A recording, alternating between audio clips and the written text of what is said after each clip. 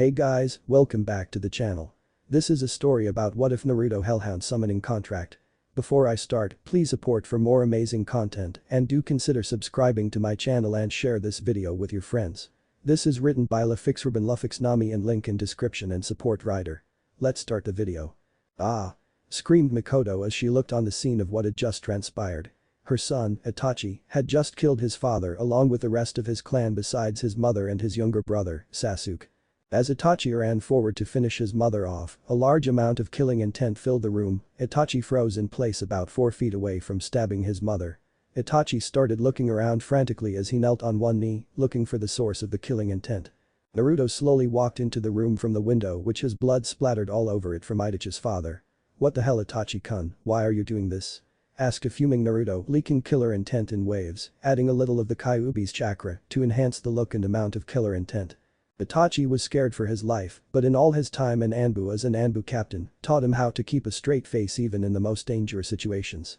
"I, Naruto-san, am erasing a cursed clan that should not exist anymore," said Itachi keeping his emotionless visage on. Naruto changed from infuriated to confused. "What do you mean?" Naruto asked while slowing his killing intent. Itachi started to stand, looking into Naruto's crimson Kyuubi-fied eyes. "Ever since the beginning, our clan has succumbed to the darkness of regret, anger, despair and depression, and when this happens, we always seem to turn into power-crazed people, not seeing the wrong in our ways," said Itachi. Naruto realized his words and asked. "But if that is true, why are you here? Why didn't you just try to change their ways and become an even greater shinobi?" Itachi kept his still emotionless face, no emotion showing while saying. "Because Naruto, things never change if they won't cooperate, now move so I can go on to Sasuke after my mother." Naruto just moved in front of Mikadit and started leaking another giant amount of killing intent, only directed at Itachi. Said man fell to both of his knees, panting for breath. Itachi understood his answer and stared at him angrily. "I see, well I will leave my mother to live, along with Sasuke, because if I know you correctly you wouldn't let me kill him either." Naruto just answered in a monotone voice, "Nope, not a chance, now, Sasuke, please calm mine," said Naruto, looking at the sliding door behind Itachi. Sasuke had been watching from test start of when Itachi went to lunge at his mother. After coming home from a longer than normal practice of the shuriken and kunai targeting, he came home to the side of the Uchiha compound, covered in dead Uchihas.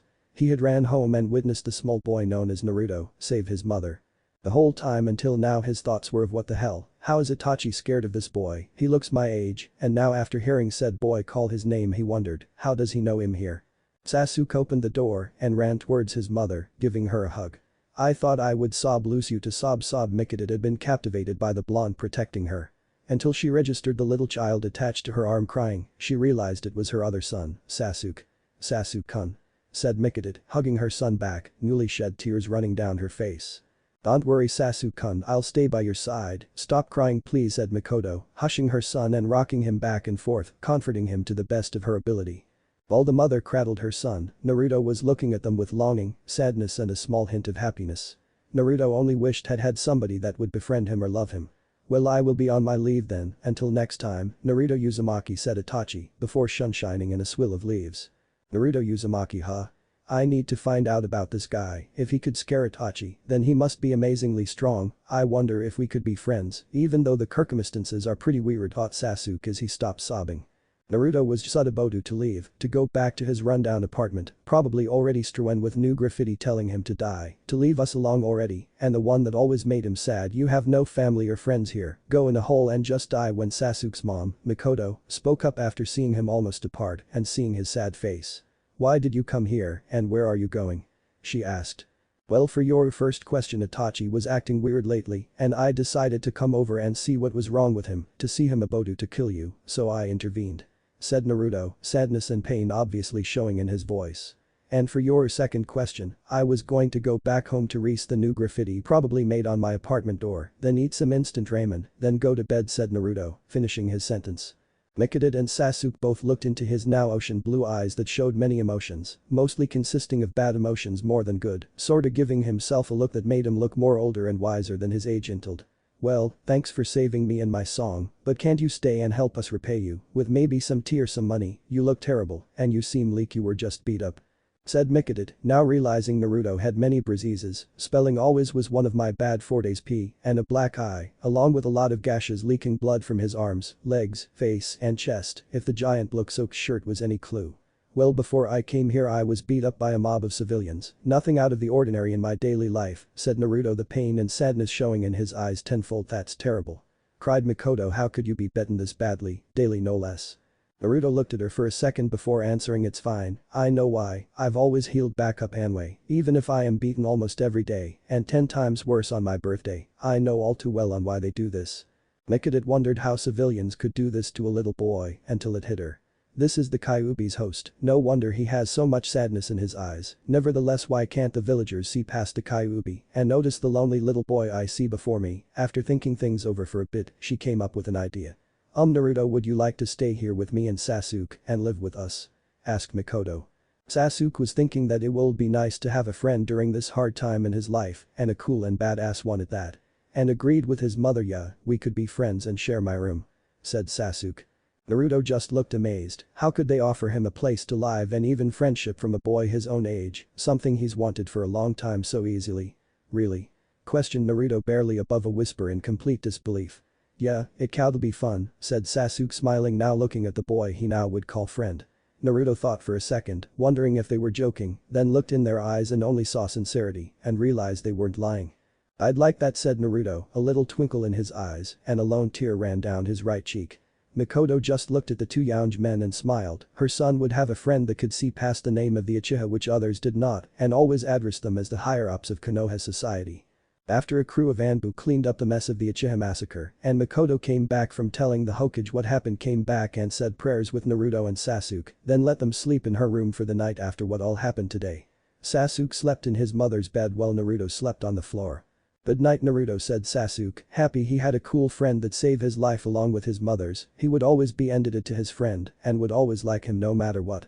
Naruto started to cry slightly in the dark, he had someone to come back to, and he had a friend.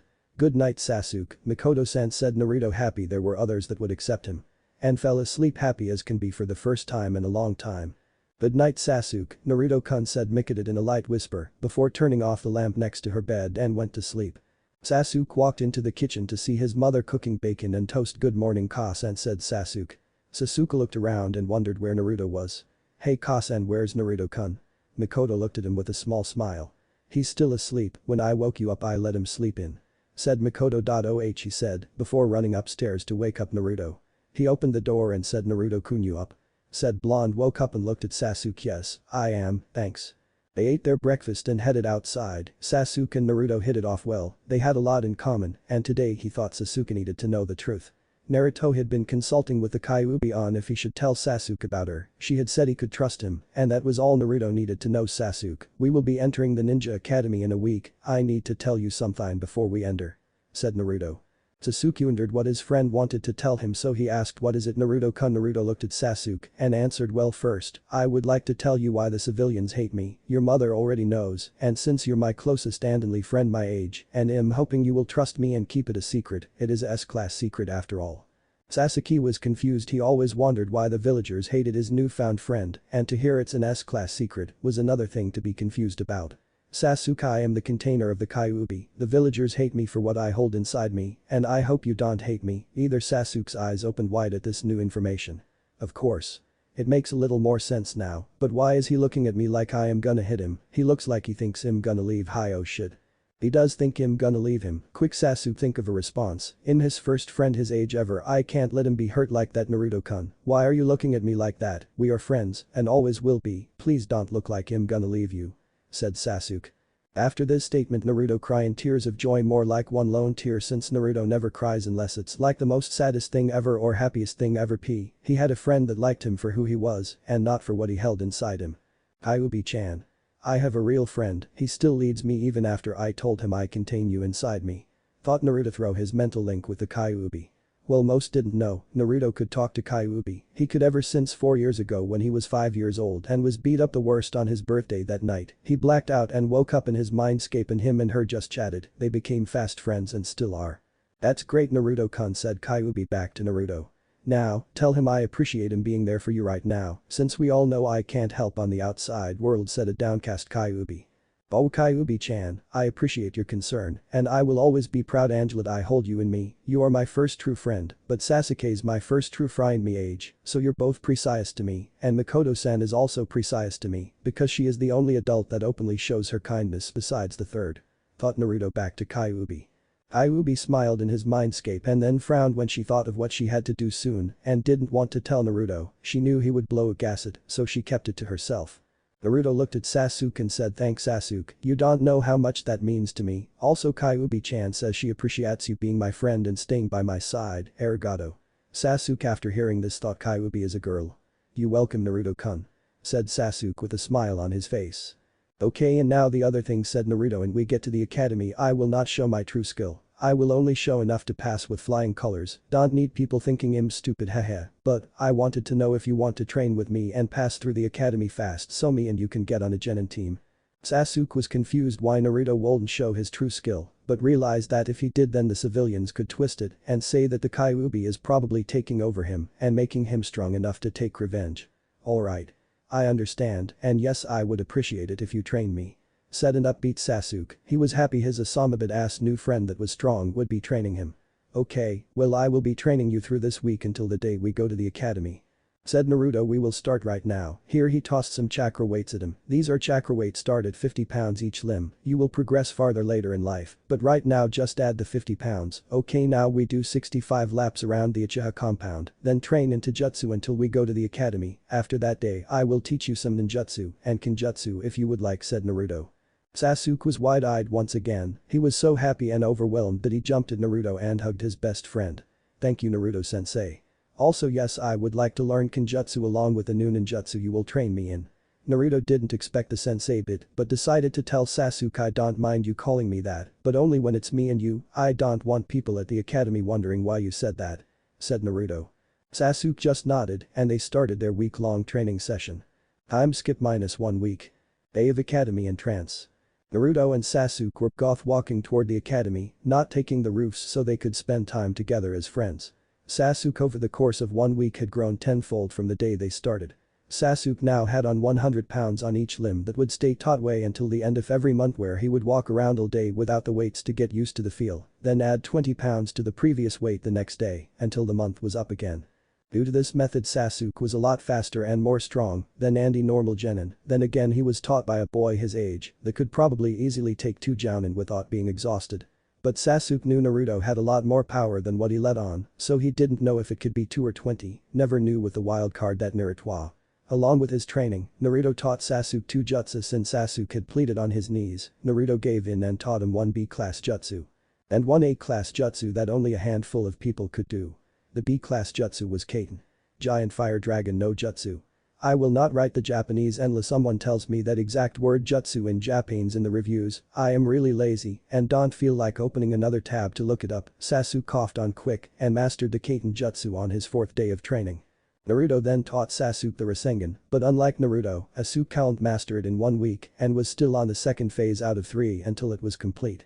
Sasuke also learned to master stealth and heighten his senses, Naruto taught him the second part so he could tell if a girl was lusting after him since fangirls were always a problem with Sasuke and if he didn't like them and knew what they wanted, he would hightail it out of there.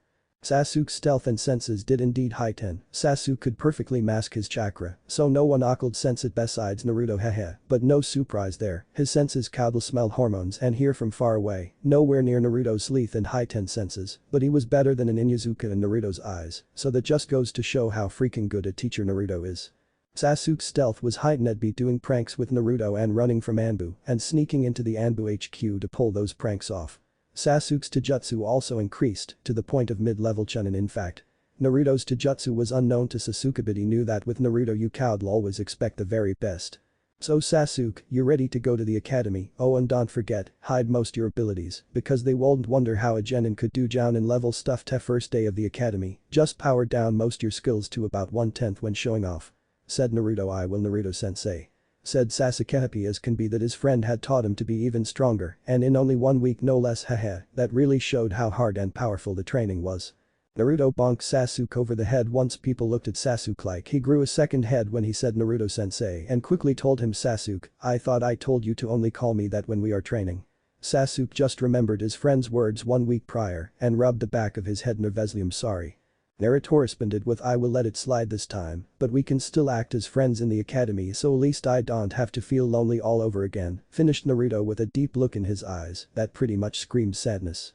Sasuke knew his friend was lonely most his life and he vowed to always be there for Naruto, this time was no different. Cheer up man, we're almost there, then we can sit next to each other, like friends are supposed to do, right Naruto? Said Sasuke putting a reassuring hand on his friend's right shoulder. Naruto turned to Sasuke with happiness mixed with sorrow in his eyes and said thanks Sasuke, that means a lot to me. Sasuke smiled and said no prob, now let's get a move on, don't wanna be late. Naruto smiled and turned away from Sasuke. Okay, let's race, if you get there in the next minute, it'll teach you the Shunshin. Said Naruto already preparing to Shunshin to the academy. You're on. Exclaimed Sasuke, wanting to know how to Shunshin very badly. Sasuke showed up at the academy in a full-on sprint, he knew not to take off his weights because he knew Naruto wouldn't find that very fair since it would be too easy that way. He arrived next to Naruto at the front doors at his now record time 1 minute 36 seconds. Alright Sasuke, you didn't get here under 1 pinute, but I will teach you the Shunshin this weekend when we have free time okay? Smiled Naruto. Yes. Cried Sasuke happier than earlier. Naruto walked in the academy first, finding their door and walked in not paying attention to the fangirls sporting hearts for eyes at Sasuke. Naruto chose a corner in the back of the room with no one around and sat down in the second seat to the end. Sasuke chose the seat right at the end, so Naruto was on his right and on his left was a wall. All the girls wondered why their Sasuke-kun was sitting next to Naruto, the one person their parents told them to stay away from or exclude him at any chance they got, along with make fun of him. One of the girls was daring enough to walk up to both of them and ask Sasuke, hey Sasuke-kun, why are you hanging with him? Our parents said he was a bad guy and to exclude and make fun of him, so why don't you sit with us where you belong, with your friends, the girl finished, sporting a smile and when referring to Naruto a frown. This statement however made Sasuke angry, how could this girl be so mean to his best and only real friend, Naruto, without even knowing him first? What did you say? Said Sasuke making sure he heard her right. Well Naruto just stared at him wondering where he was going with this. The girl smiled and said I said why sit next to that sorry excuse for a person and sit next to your real friends, she finished her sentence with a smile and a hand gesture motioning to the girls, looking with sparkles in their eyes at Sasuke. Sasuke for one was fuming how could this idiots berate the man he now looks up to. What? Yelled Sasuke, the fangirl shrinking under his angry gaze. Naruto my best friend. He is the reason I'm here and not dead. Yelled Sasuke even louder, making Naruto open his eyes wide and jump up to cover Sasuke's mouth. No Sasuke. We promised we wouldn't tell anyone besides the ones that were there that day. Said Naruto with his hand covering Sasuke's mouth. Sasuke for his part was so angry he didn't care and bit hard on Naruto's hand, which he knew would heal right away. Naruto recoiled and rubbed his hand soothingly, cursing under his breath. No. They will know. I will not stand by while the man talks of my mother from her death and me from mine, while in the process making my clan's assailant flee for his life, is being made fun of and mistreated. Sasuke was fuming and on the verge of beating down all that opposed him. As for Naruto he had a look of annoyance on his face. You baka. Said Naruto smacking Sasuke across the back of his head making Sasuke yelp and rub the back of his head in an attempt to ease the pain. That was classified information and now I can't hide my abilities or they'll think less of me, ugh you baka, do I have to fix every mess you make? Said Naruto you're lucky I can erase memories, otherwise I would kick your ass for this, retorted Naruto leaking a sample amount of killer intent to make the girls and guys that heard Sasuke pant and kneel on the ground or in their seat. Mind eraser no jutsu.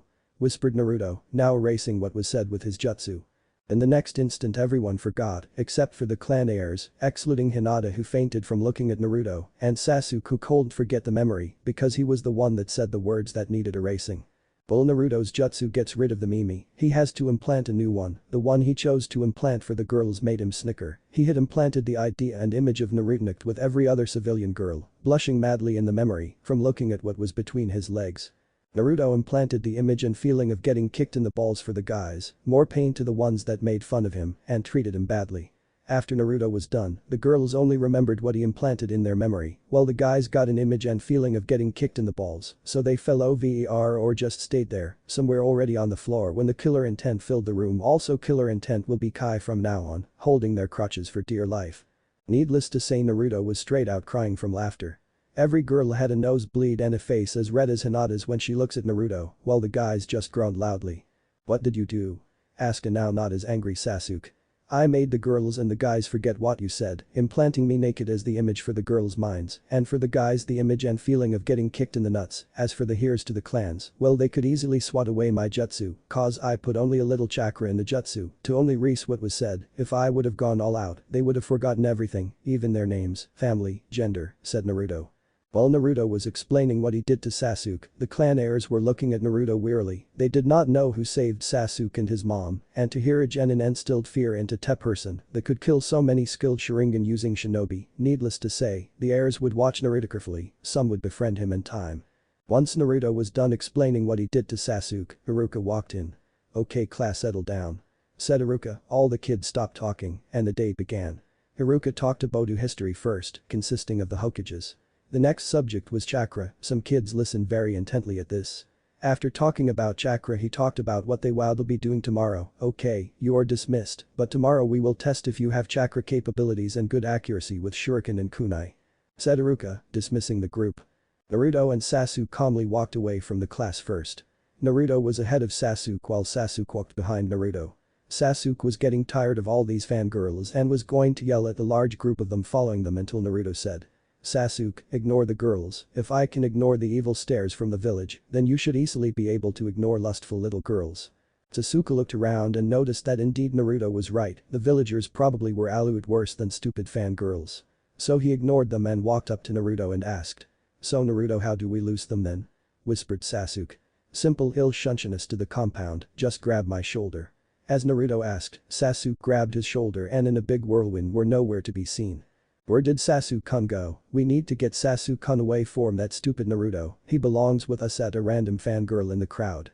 "Yeah, but he always seems to follow Naruto, he's either sitting next to him or following him around, and just now Naruto somehow got him away from us." Once Sasuke grabbed his shoulder they were gone in that whirlwind, said Sakura, one of the many fangirls and president of his club.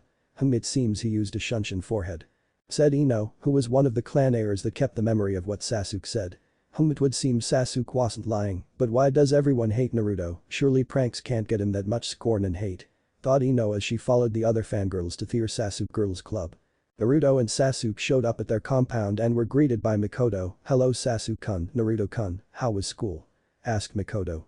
So, in the next 10 minutes Naruto retold their day at the academy, starting with Sasuke's outburst, Haruka's boring lectures, and the many fangirls they just escaped from. "Sasuke-kun, you need to control your emotions. I know Naruto is your friend, but if people knew that we're not a part of what all happened that night, then civilians would find out and think stuff that could twist the truth to think Naruto is being controlled by the Kyuubi and is too strong," said Mikoto, starting to care more about Naruto after spending years with him around and growing a bond which led to her small crush on her shining blonde hero.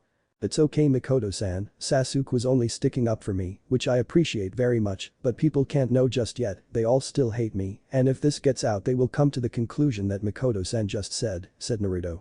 Mikoto just had a sad look in her eyes. How can Naruto-kun take life like this? I wish there was something I could do to be of help to him, thought Mikoto while she walked with her son and Naruto back into the compound.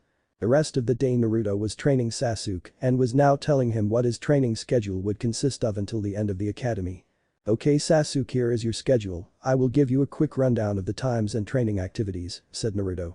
"Okay, first off from 6 am-7 am we will be running 30 laps around the compound. Also before we start you will up your weights to 90 pounds each. Each week we will up the amount by 5 pounds, he explained.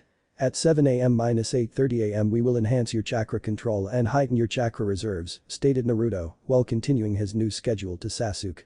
From 8:30 am-1 pm we will be at the academy, where we will suppress our chakra to that of a genin, which will also help with heighten our chakra reserves and more chakra control. While we do all the normal genin stuff, after the academy we will come home and do our homework. Note to self. Teach Sasuke the damn Kage Bunshin no Jutsu so his clone can do the homework so I can use that time to train him more, after which we will work on your Rasengan training until 3 pm.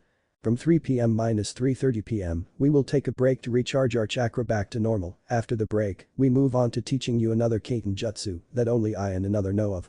It is very powerful and can get you out of a bind if you are surrounded. The jutsu is called Blaze Heart no Jutsu. This jutsu will take the chakra you have built up for the attack, and then it will discharge from all around your body, using the oxygen in the air around you to blast the explosion away from you in a 360-degree manner, taking out a large amount of enemies, said Naruto, making Sasuke have a little gleam in his eyes after hearing the freaking awesome Kaiten Jutsu, as Sasuke put it.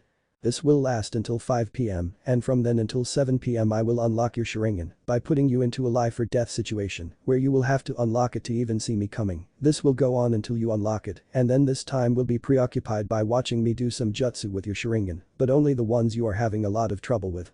We don't want you to just copy my jutsus and not get a feel for them on your own." At the mention of awakening his Sharingan, Sasuke was jumping with joy. Settle down geez, okay, now finally from 7 p.m-8 p.m, we will practice better stealth and camouflage in jutsu and hiding your presence to help with hiding from your enemies and those pesky fangirls," said Naruto, getting a large agreement from Sasuke, shaking his head with enthusiasm. Naruto then went inside to eat dinner with Sasuke and his mom. They had some sesame chicken, white rice, ramen noodles, due to Naruto's craving for it. And some tea. At the moment they were all sitting at their small table talking about Sasuke's training.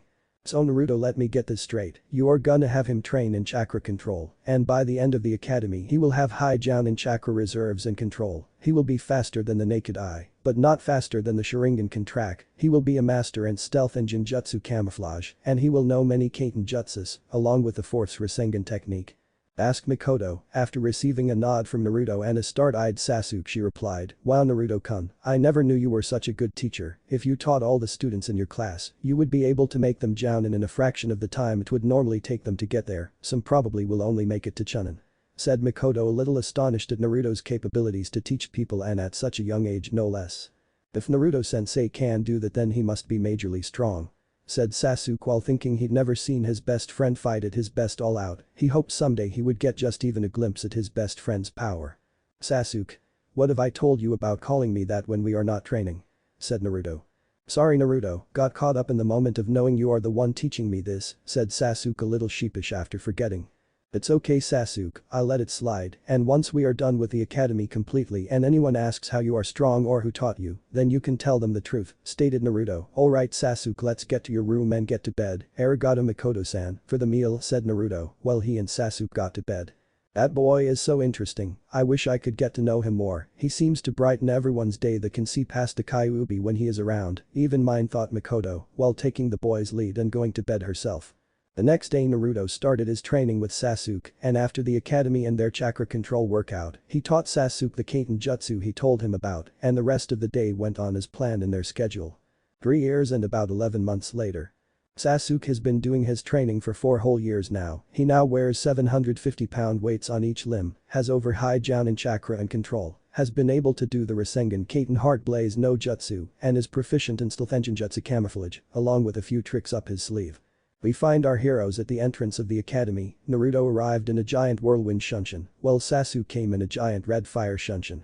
Sasuke and Naruto read up of class even with them holding back more than 90% of Sasuke's power, and Naruto is holding back an unknown amount, but Sasuke wished to see Naruto's full potential someday.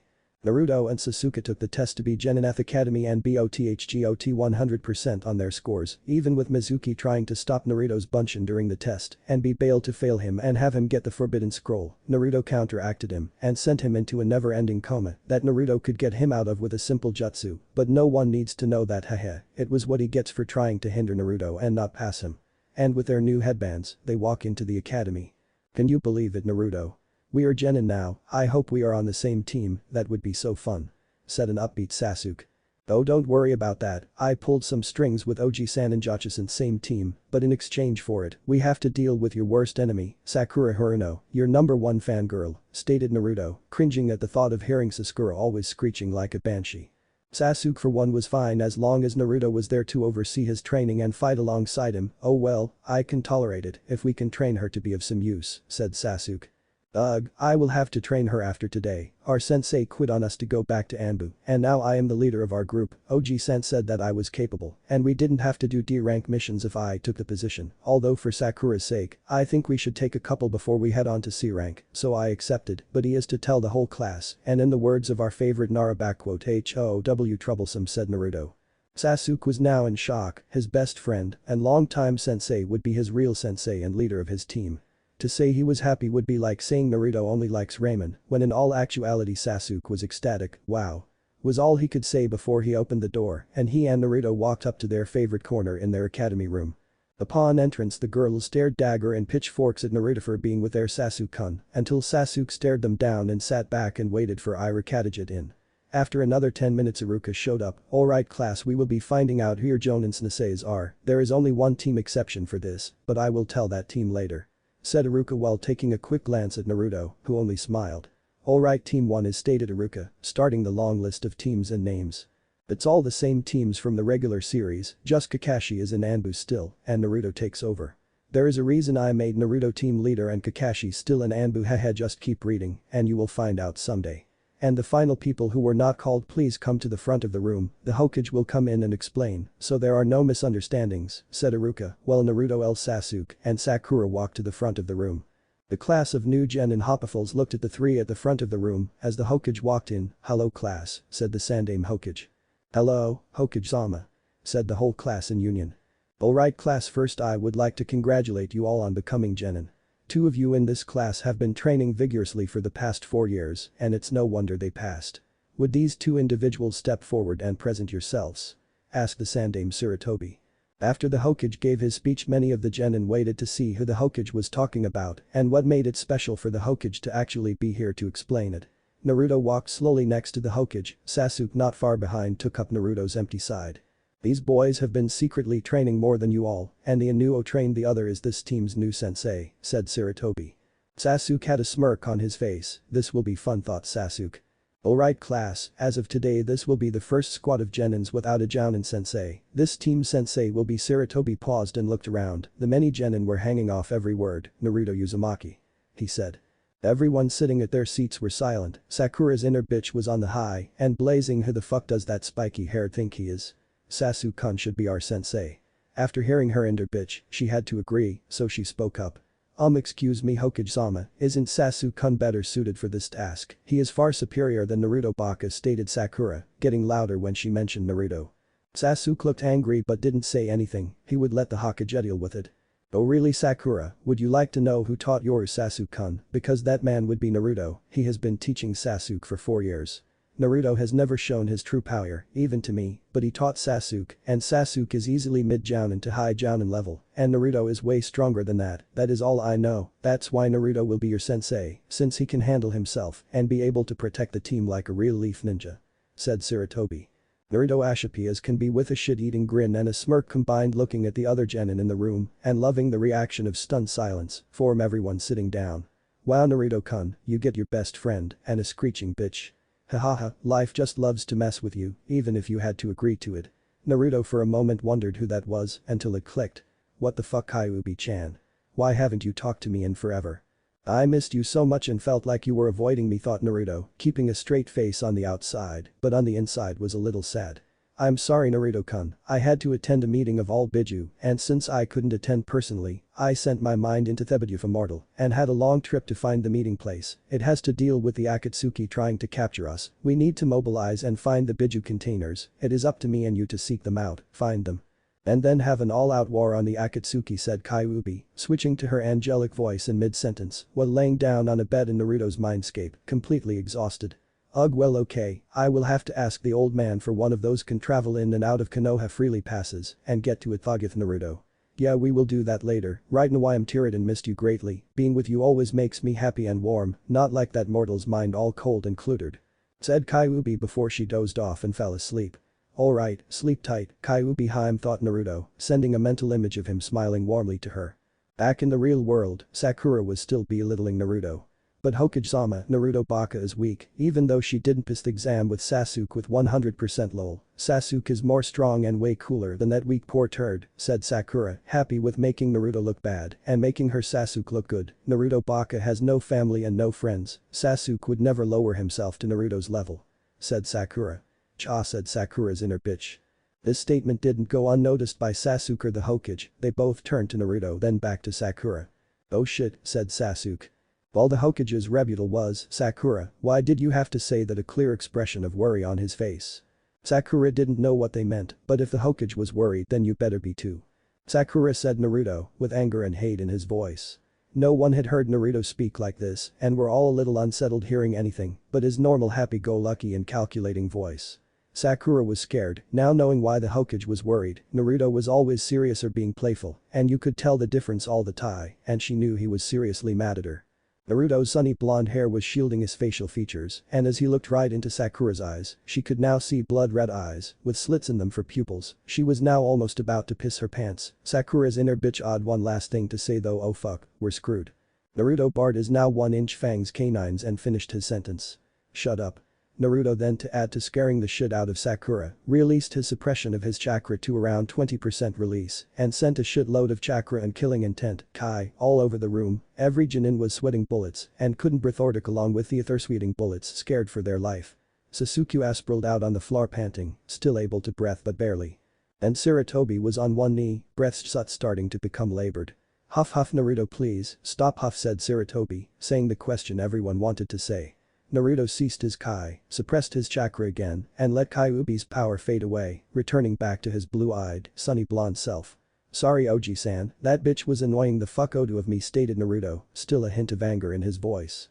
Everyone watching was thinking at the same thing, many of the thoughts were along the lines of what the fuck happened to Naruto. And he even made the Hokage sweat beads and kneel, and the Hokage is supposed to be the strongest of the village, and the most thought one was how the fuck did he get so strong? Sasuke was actually happy, even thought at the moment aura in the air pretty much screamed, "Im angry don'tfuck with me or you will die." The reason he was happy though was he finally got a small glimpse at Naruto's power, and he knew Naruto had more.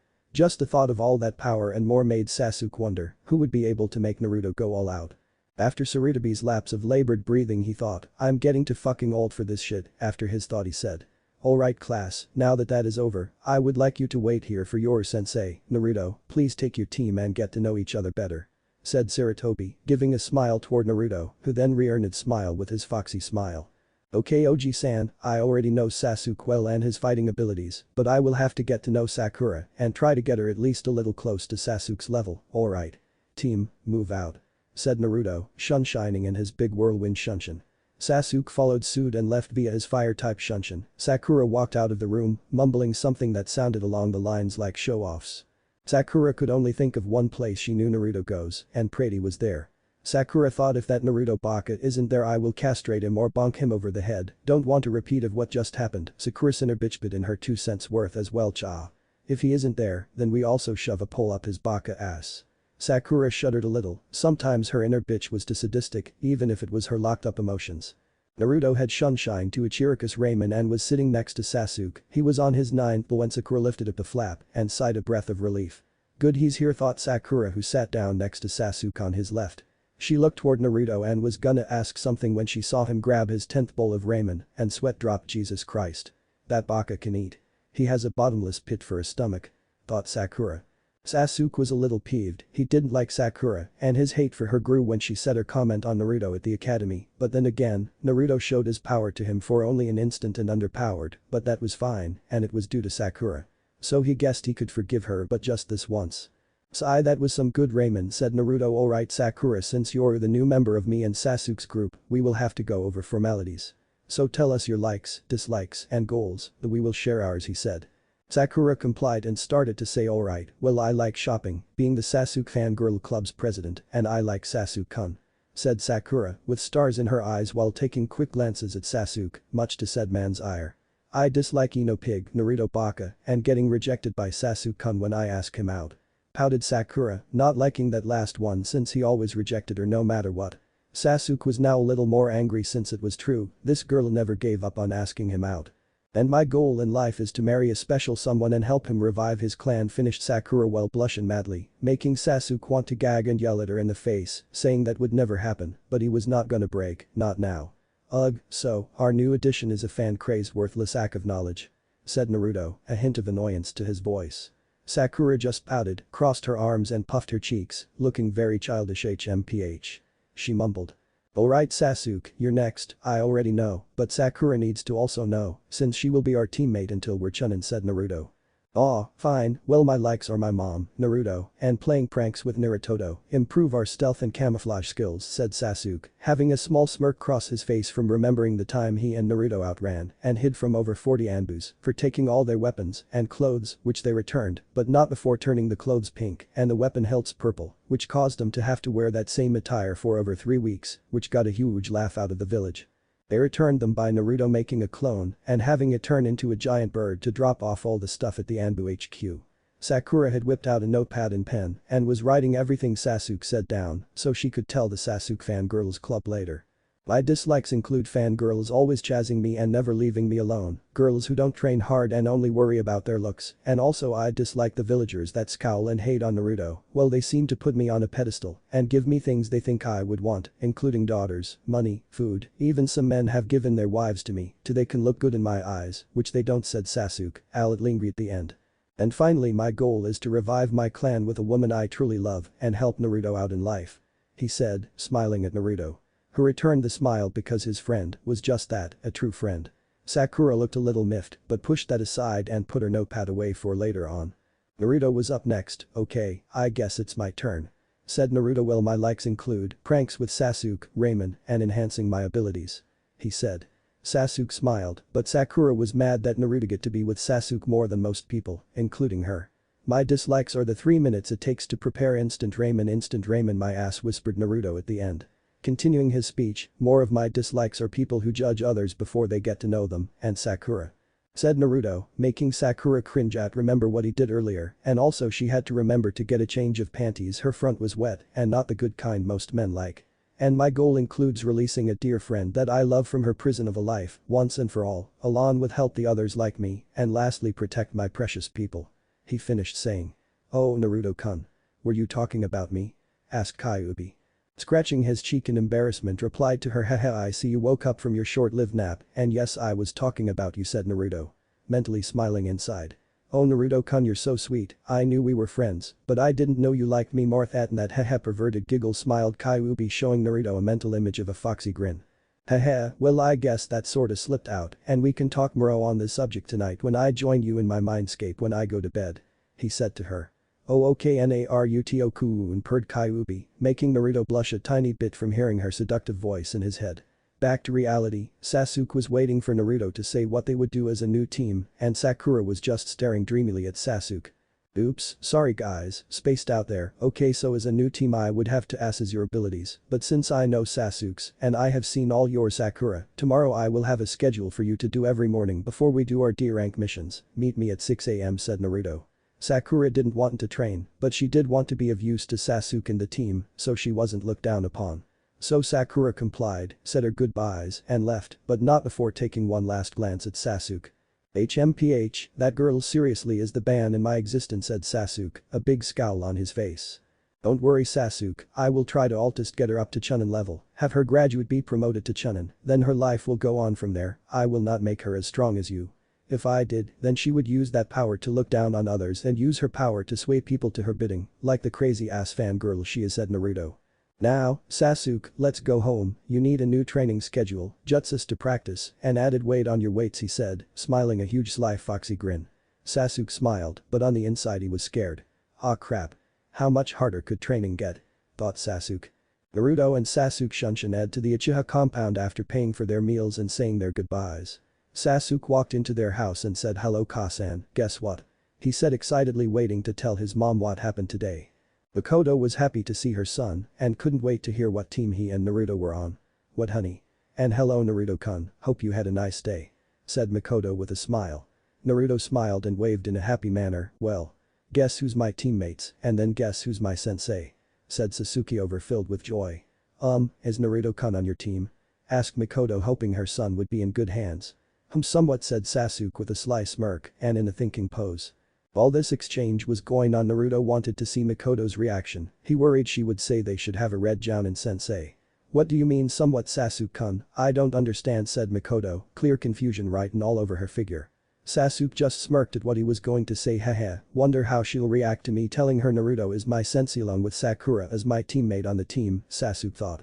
Oh well Naruto sensei is my team sensei and my teammate is Sakura Haruno. Sasuke said with a knowing smirk.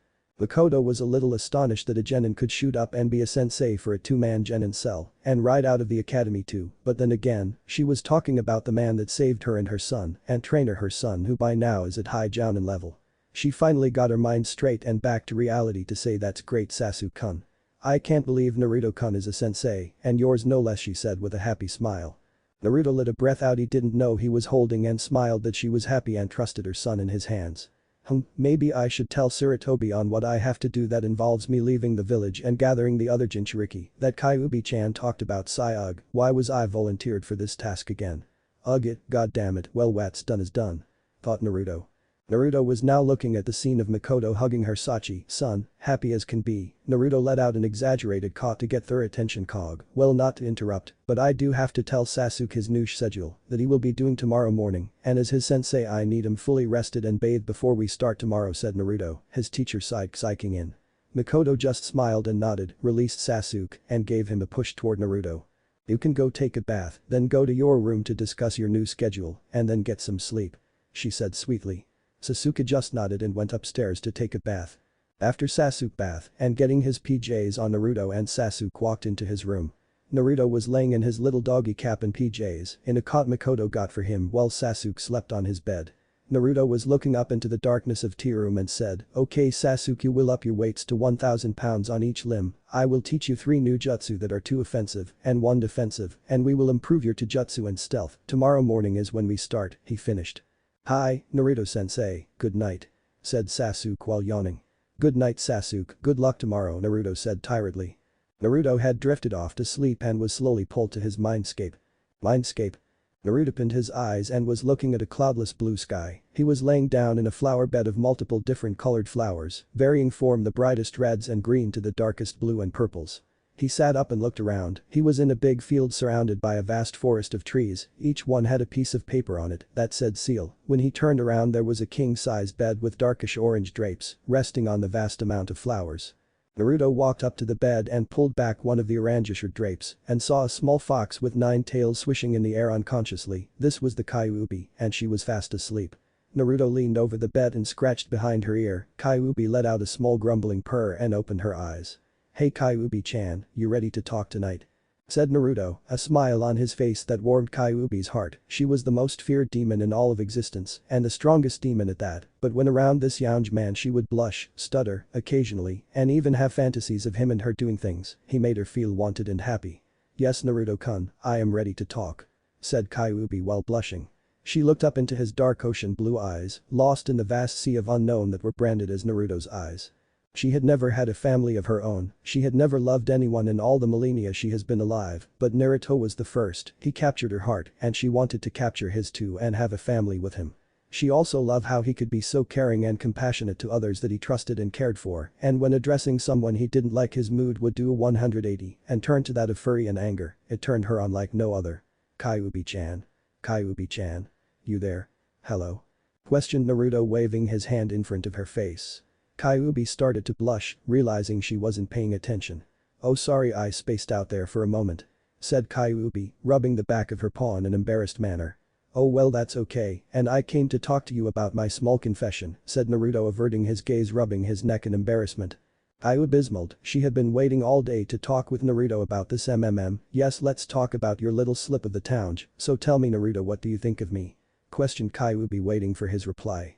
Well, I think you're nice, cute, funny, you cheer me up when I'm down, you're the most compassionate person I know, and I think it's cool you can be so nice yet be deadly in battle. To me you are my very first and best friend, said Naruto, smiling.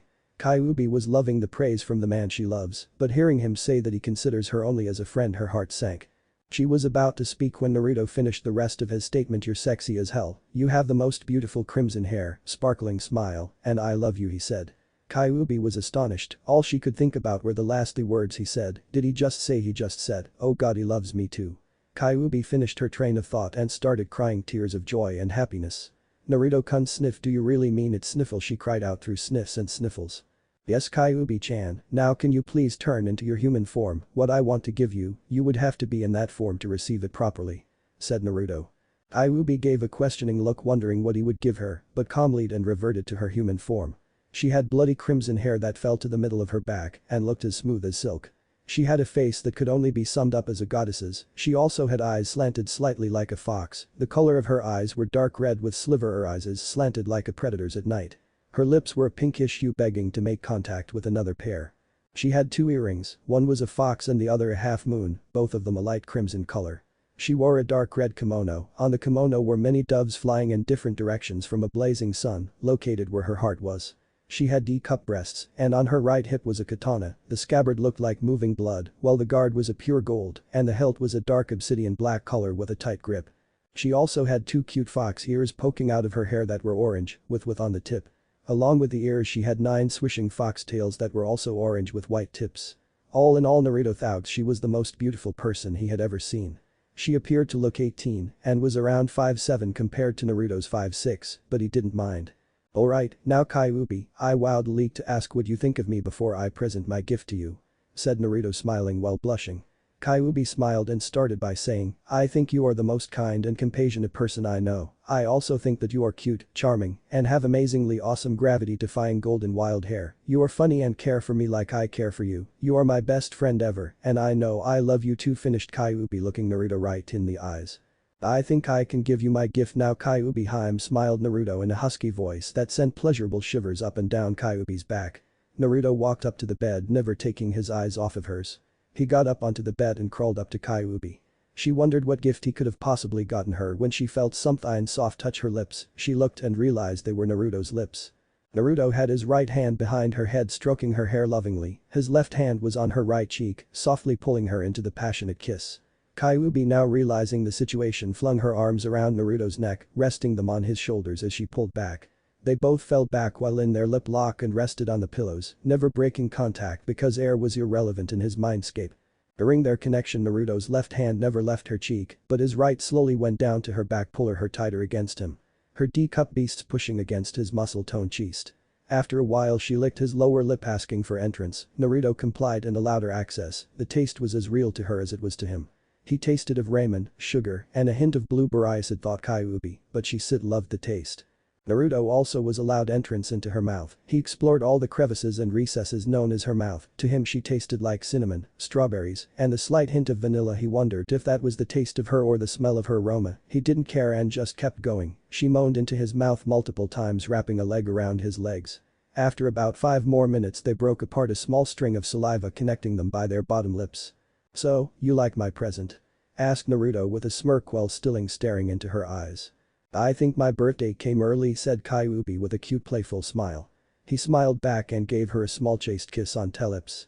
"Great, I'm happy you liked it, because to me that meant more than physical contact, it expressed all the emotions I couldn't express about you in words," said Naruto, a grin on his face. Kyuubi was happier than she has ever been in her life. And sync it's like over a millennia of years, that shows how special this is to her. "So does this mean we are together now?" asked Kyuubi looking as innocent as can be. Naruto chuckled and said yes, Kyuubi-hime, only if you want to. He smiled his big gothy smile and gave her one last kiss on the lips. "Good night my hime," he said. "Good night Naruto koi," whispered Kyuubi laying on the bed with Naruto, cuddling up to him using his chiseled chest as a pillow. With a sigh of content from both parties they fell asleep in each other's arms. Change in look. It was a beautiful morning. Sasuke had just woken up, taken a shower, and walked out from the steam-filled room with his normal garb on. Okay, it's his canon clothing from the beginning series. Okay. Same with all the Konoha 12, their clothing doesn't change from the beginning series unless I say it, okay. Otherwise picture them with whatever clothing they had then, unless I put them in new clothing, then that is what they will wear 24/7 and went to wake up Naruto, his team sensei. "Hey," said Sasuke shaking Naruto lightly, "come on, we got to get to the training ground by 6," he said, while Naruto grunted and clamped his eyes shut. "Ugh damn son, well Sasuke, I want you to go on to the training grounds and shit," said Naruto, now wide awake and sitting upright. "Crap, Sasuke, tell Sakura to meet at training ground number 44, I forgot to tell you, and it's a secluded area, so I'll be there a little late, I'll be there around 6:30, okay? Because I have something to do, so get a move on man," said Naruto, already out of his futon and heading for the shower, grabbing a storage scroll from under his futon. Sasuke didn't know what the scroll was needed for in there, but shrugged it off. He had to hurry and find Sakura and take her to the training grounds Naruto had said they would train at. So he was off to find her while Naruto took a shower, then get dressed. Time skip, 12 minutes. Naruto stepped out of the shower, dried off, and put on some orange boxers with small chibi Kyuubis all over them. He took a look in the mirror and smiled slightly. Today he would get rid of his normal orange jumpsuit and look as shinobi-like as possible. He was a sensei of a team after all, he had to look like one. He picked up the storage scroll he brought in and pumped chakra into it so the stuff would come out. With an audible poof, and through white smoke, two katanas and some clothes folded up on top of each other appeared, and on top of the clothes next to the katanas were a pair of black stealth shoes with soles that when you step make no sound and are as smooth as leather. He grabbed the clothes and started to dress. He grabbed his first article of clothing on the pile, that was a pair of Anbu-style pants that were baggy around the ankles, they were the color of black obsidian and had many pockets for scrolls, kunai, and the like. Then he grabbed a fishnet t-shirt and put that on. He then grabbed a pair of black silkish socks and put them on his feet, next he took his stealth sneakers he had and felt the smoothness of the leathery inside to the feel of his feet through his socks. He strapped on a small strap with 4 small square pouches on the front to his left thigh. Within the 4 pouches was starts from his right to his left, a small scroll with a first aid kit in it, soldier pills, chakra pellets, foot pellets, and the last one on the far left was a slightly bigger pouch with a 1" by 4" scroll in it. He then put a kunai pouch and shuriken pouch on each butt cheek and attached both of his swords to his back in an X-like fashion. One of his swords had a light golden scabbard that had a design of golden leaves all the way to the guard that seemed to slowly move odd. The seeable part of the sword was a golden guard, a hilt with a complex grip adorned with crisscross blue and black leather straps in the shape of diamonds, a chain seemed to attach to the end of the hilt that was about 4 to 5 inches long, swaying in a non-existent wind. His next sword was his father's when he was younger, his father used it only in battle and never let anyone besides family and very close friends see it, all his enemies died before they could spread word of this devastating sword. Naruto didn't know what the sword could do, but he figured that it had to be good for his father to be able to keep it a secret for so long. He had found out who his father was when he went to hide from the villagers in the Hokage office and saw his folder on the Hokage's desk, his curiosity got too high and he read who his parents were and what bloodlines they had. To say he was surprised was a huge understatement and he found out he had a clan estate that he couldn't get to until he was at least chunin status, but he agreed and was given the sword. He worked on his kenjutsu for over 4 years and was now very fluid with a sword, very close to a master at it, but not just yet. The sword scabbard was pure emerald green with a silver dragon swirling up to the top to the guard like it would eat it. The guard of the sword was black as the darkest night and its hilt was an interesting design.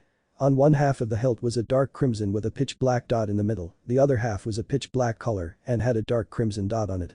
He looked himself over and smiled while grabbing the net piece of clothing.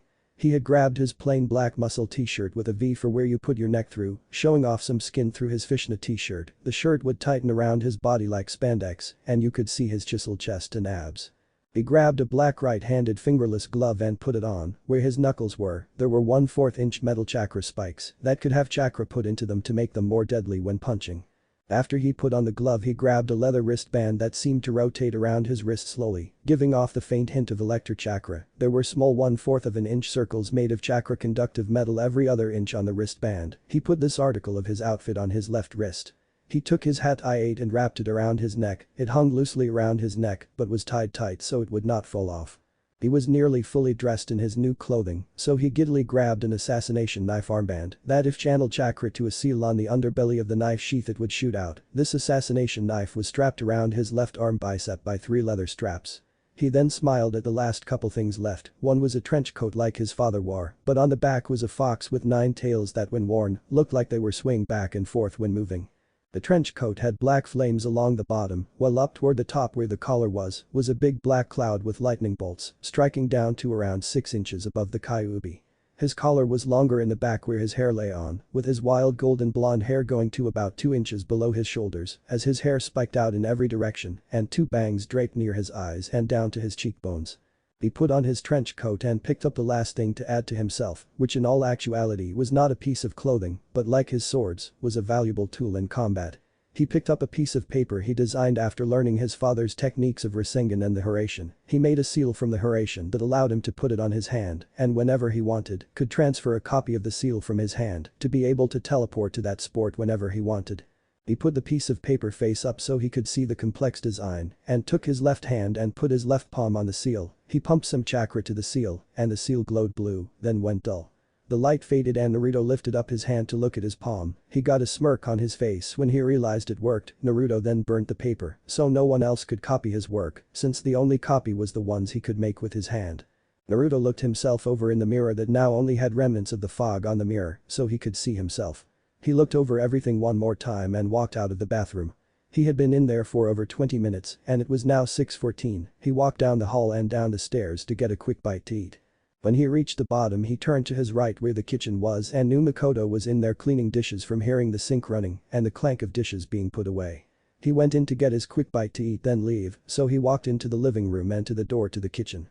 He stepped through the door to see Makoto right across from him washing the dishes in the sink. To her right was a stove, to her left was many cupboards with the utensils for everyday kitchen stuff Naruto didn't care to name, due to not knowing half of what they were called or did.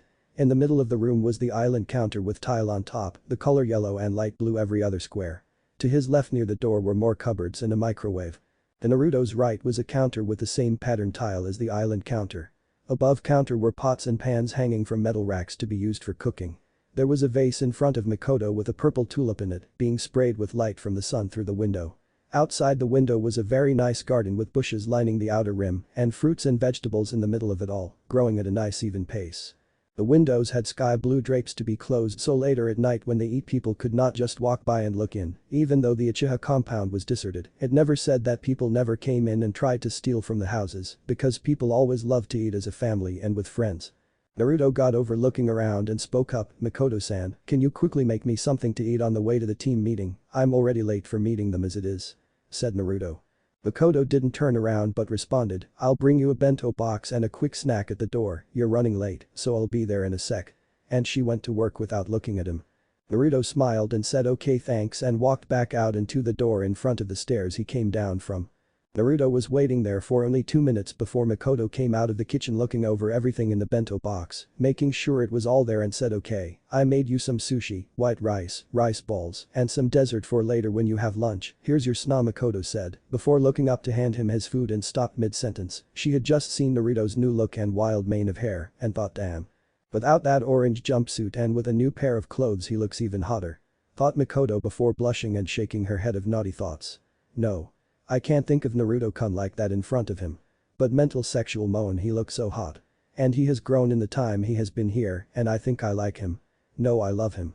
But he is young, then again his posture and maturity boosts him up to seem around 18 sigh what's wrong with me, I'm not supposed to like people my son's age, why can't Naruto be a little older, he's too damn hot for his age. And besides he would never love someone as old as me mental small sob from knowing that love had been taken away from her thought Makoto, turning another shade of red, adding to her blush and a tiny amount of liquid forming at the edge of her eyelids. Well, I like the new look Naruto-kun, here is the bento and snack I made for you to eat on the way said Makoto closing her eyes and smiling a little. Thanks Makoto-san, I'll be on my wa said Naruto before his eyes froze and he ran up the steps to his and Sasuke's room. Makoto looked up the stairs confused, then Makoto looked down at her gray sweatpants, pink t-shirt, and white apron with frills. Maybe I should start dressing ladylike thought Makoto, then a sly grin came to her face while she was thinking or just more sexier who knows, maybe I'll get a couple reactions out of Naruto-kun hehe she thought, she knew she had feelings for Naruto that grew when he saved her and her son while getting to know him. Many nights she would think of our blonde hero and do things to herself when she knew no one was able to hear or look at her, she was unable to take the tension of the man she loved not ravishing her from dawn to dusk, she never knew that feeling, and she craved it the most. Fugaku was a terrible husband to her, he first raped her on her 18th birthday, because she was the strongest kunoichi at the time in the Uchiha clan, and then got her pregnant with a child, Itachi. He then raped her once again to get Sasuke, since Itachi was a Uchiha prodigy, he wanted Sasuke to be even better. All the while when he raped her he always made sure to hurt her, never letting her feel delight, even though she would never want to feel delight from him. She always tried to love her children, and over time she did, but she could never love the man that gave them to her, she may thank him, but not love him, he was just too evil and sadistic to be worthy of her love, which Naruto was.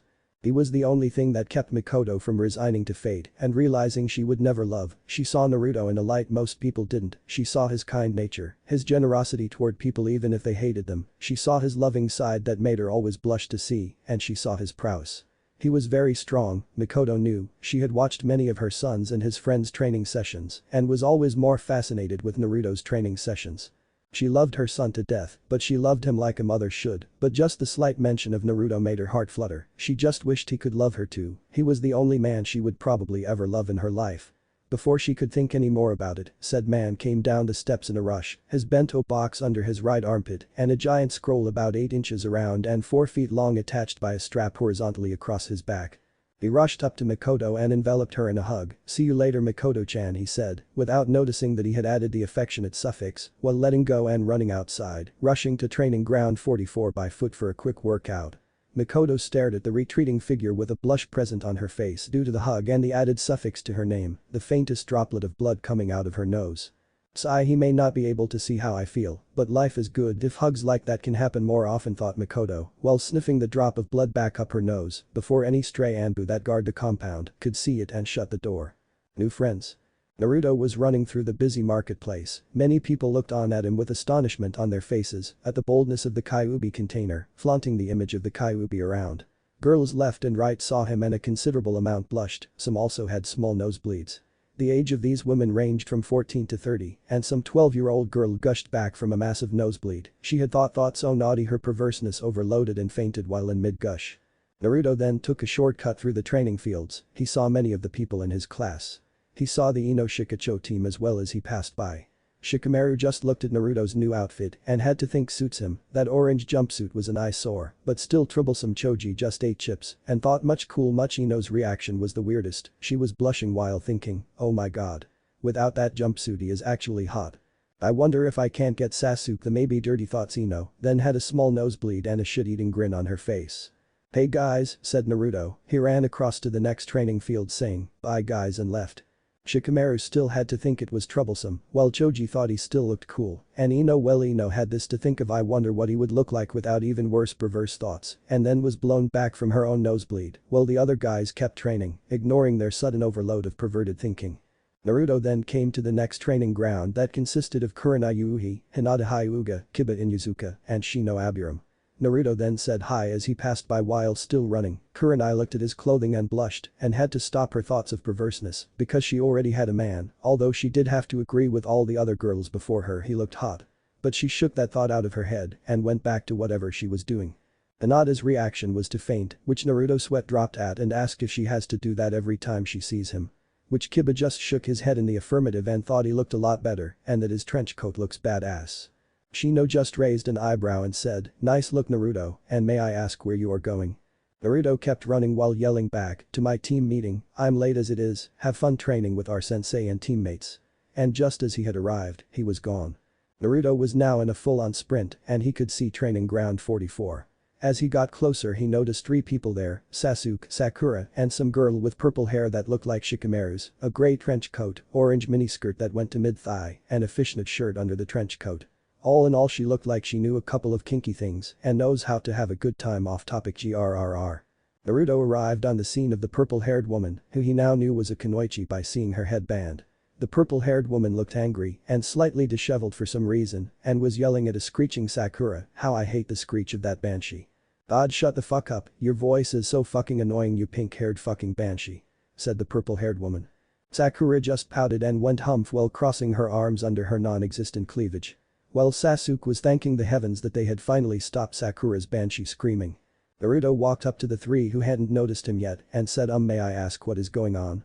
The purple-haired kunoichi jumped and looked at Naruto. After sizing him up she thought he looks really cute with those whisker marks and hot altogether. Sorrowful sigh, oh well, there's no point in messing with him.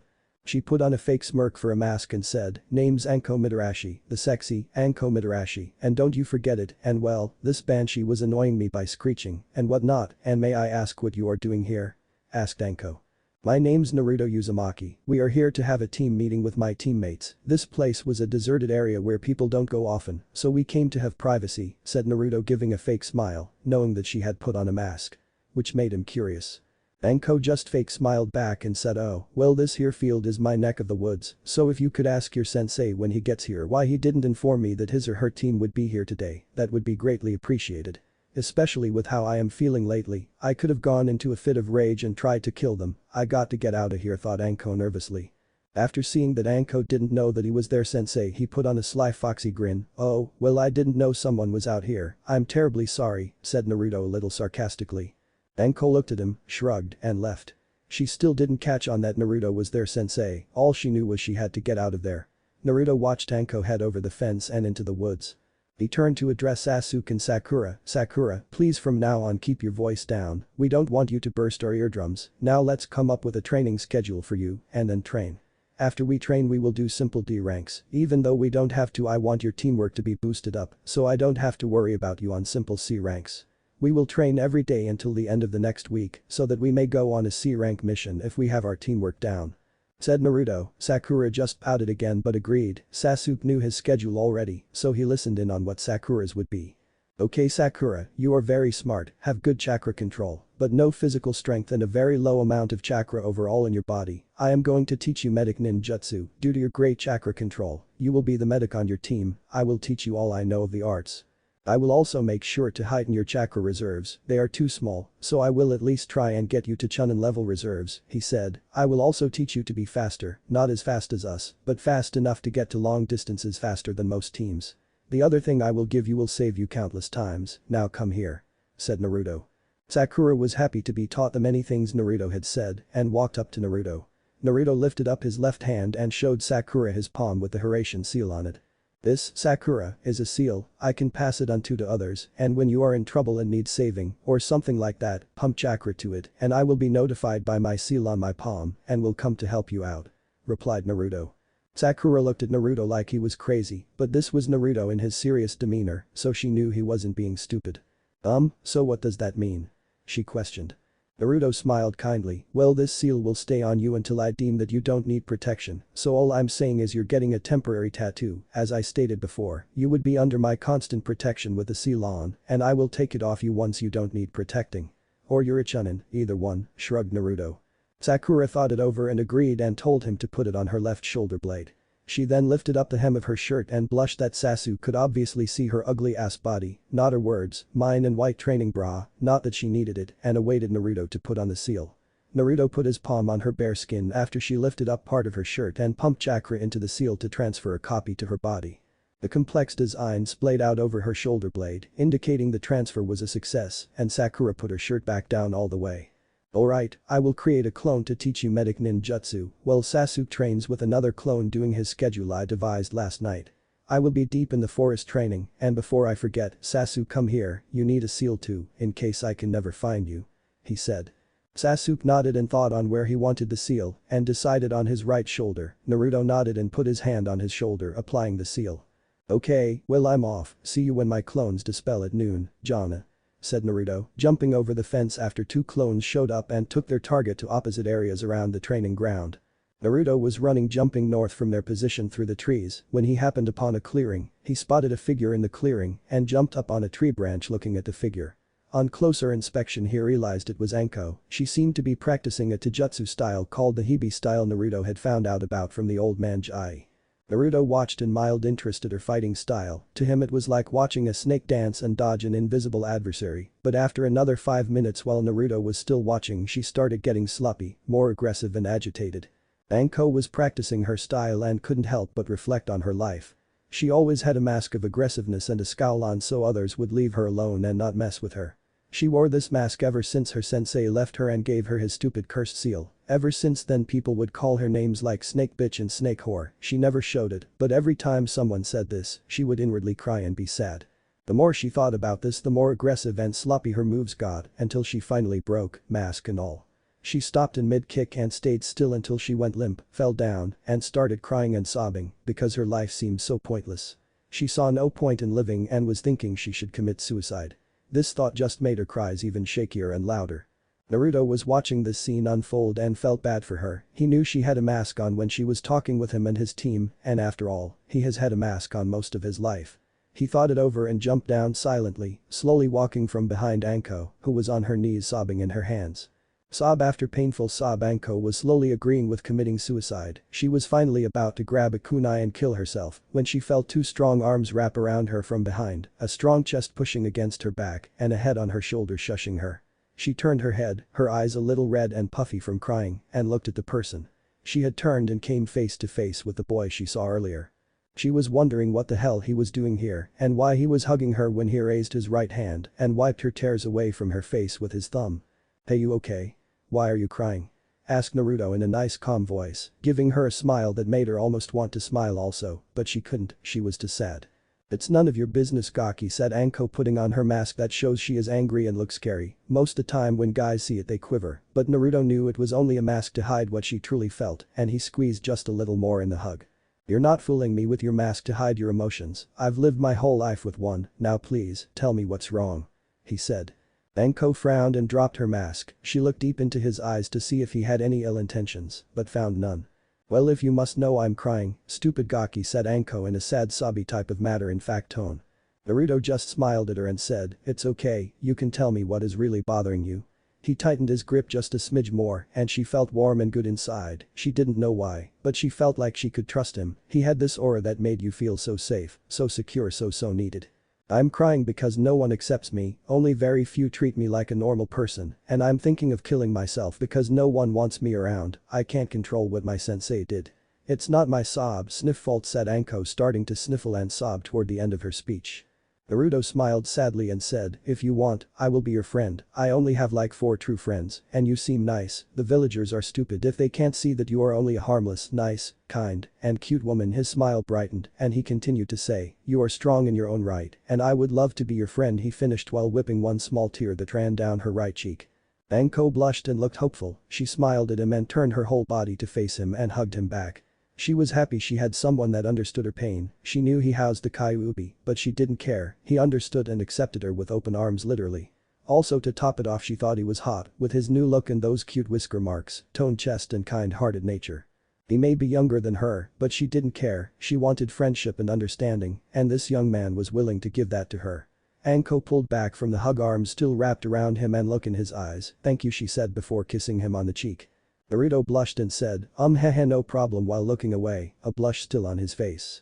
After a lapse of awkward silence, Naruto turned to Anko, hey Anko-chan, not that this hug isn't nice and all, but I have to return to my team in an hour, and I came in here to train, would you like to join me? He asked kindly with a small smile on his face. She smiled back and nodded silently, meaning yes. He got up and walked about 30 feet to their right and created 1,000 shadow clones. Anko just stared in awe and watched as the massive clones all said in unison, hi boss. And saluted. Anko giggled slightly at his army and waited for what Naruto would tell them. Naruto faced his army and said, alright, listen up men, I want group A of 250 clones to add your other elements to the Rasengan, I want group B of 100 clones to do chakra control by walking on water while keeping a Rasengan stable in one hand while doing push-ups on the surface of the water. Group C will consist of 350 clones going through the Kenjutsu katas we are training with so I can hold a blade like a master. Group D will be made up of the last 300 clones, you will use our knowledge and use that jutsu as long as you can until you dispel, now, move out. Said Naruto, finishing his orders to his army. They all saluted again and said hi Naruto-sama. Yelling and running to their designated group in an orderly fashion. Anko stared on as all the clones started training on what they were told to do while the D group went to a different part of the forest. She turned toward the original Naruto and watched in wonder as he was practicing a taijutsu style she had never seen and walked up to him, hey Gaki, what style is that, I've never seen that one? Questioned Anko. Naruto stopped after completing a right uppercut while doing a sideways flip to the left and knocked an invisible opponent out while in mid-flip with a right roundhouse kick and stared at Anko, sweat glistening on his forehead from moving so fast. Oh, I created this style, it's called Crimson Maelstrom, the version I am using right now is the first stage called Maelstrom Dance, the second stage is when I actually start trying and it's called Crimson Fox. He said to Anko, who thought how a genin could make his own fighting style, but dropped it and asked if he wanted to spar. Naruto just grinned his mischievous foxy grin and agree, which sent chills down Anko's spin form, seeing that grin on his face. Anko used her Hibi style against Naruto's own style, but every time she would go on the offensive, he would dodge with grace and speed, when on the defensive side she would get pounded and pummeled. While this was going on, she wondered 3 things. 1. How can a genin be this good? 2. His fighting style was well developed and left no opening. And finally 3. If this is the first stage, what's the second? After 30 minutes of sparring, a sweating but perfectly fine Naruto and a bruised and limping Anko called it quits. Damn Gaki, that's one harsh fighting style, and to beat me, I must be losing my A game to lose to a genin who just got on a team. Said Anko, a little winded and disappointed in herself for slacking off. Haha, Anko-chan, don't feel bad, you aren't lacking in skill, you are a very fine kunoichi, and it's just that I'm a lot better, no offense. Said Naruto with a sheepish grin. Anko was wondering how he could be better and asked how he could be stronger than a Takebetsu Jounin, his reply shocked her. Oh, well, for one, I am the leader of my squad since we don't have a Jounin sensei and I was Jounin level at the age of 6, at the age of 10 I was Sannin level and over the years I became better than most Kage. He said like it was an everyday thing and shrugged. Anko gaped for a bit until she composed herself and asked, what? You're only like 14, you can't be that strong, and what, you can't be a squad leader, only Jounin can, and no one has ever commanded a whole team right out of the academy, even Itachi was a prodigy, but had a Jounin who was a superior to him, she said, not really believing Naruto. Oh, so you want proof? Asked Naruto, putting on his foxy grin again. Yeah, I'd like to see this proof of yours, said Anko smugly. Naruto, still with his foxy grin on, dispelled his clones one by one. When the last one dispelled, he looked Anko in the eyes and said, "You ready? I'm gonna unsuppress my chakra for 5 seconds if you can handle it." I have never really unsuppressed my whole amount of chakra, so I really don't know how much I am putting out on you.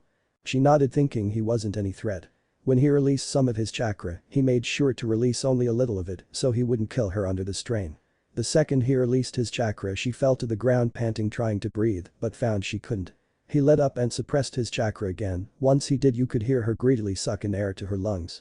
Naruto looked down at Anko and smiled. That was a small amount of my true amount of chakra, believe me now, if not I can release a little more and your clothes will be shredded under the strain, unless you want me to see your gorgeous naked body," said Naruto, flirting with her and giving her a sly foxy grin.